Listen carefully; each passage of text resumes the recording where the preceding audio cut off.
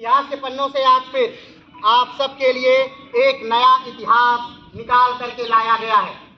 तो आइए जानते हैं कि इतिहास की तारीख में आज की तारीख को आखिर इतिहास में कौन सी घटना घटित हुई थी। 20 सितंबर को प्रसिद्ध ब्रिटिश समाज सुधारक, वक्ता और लेखिका एनी बेसेंट की पुण्यतिथि है। इनका जन्म 1 अक्टूबर 1847 को लंदन में हुआ था। वह ईसाई धर्म को मानने वाली महिला थी।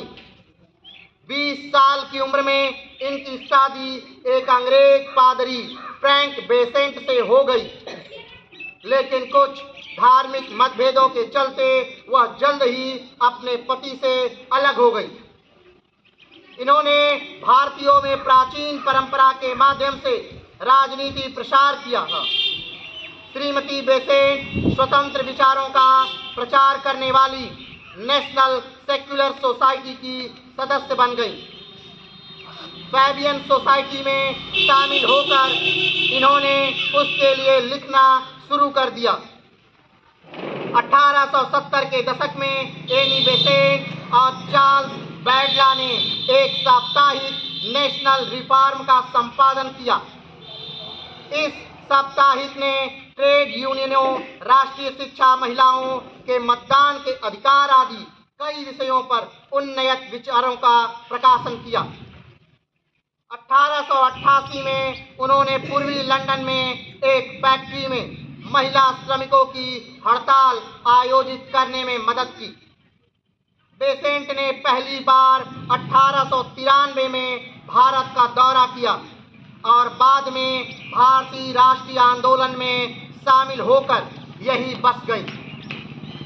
1916 में उन्होंने इंडियन होम रूल लीग की स्थापना की, जिसकी वह अध्यक्ष भी बनी। 1911 में वह कलकत्ता अधिवेशन में कांग्रेस की पहली महिला अध्यक्ष बनी। 1920 में बेसेंट ने अपने दत्तक पुत्र जिद्दू कृष्णमूर्ति के साथ अमेरिका की यात्रा की। 20 सितंबर 1933 को भारत में ही एनी बेसेंट की मृत्यु हो गई।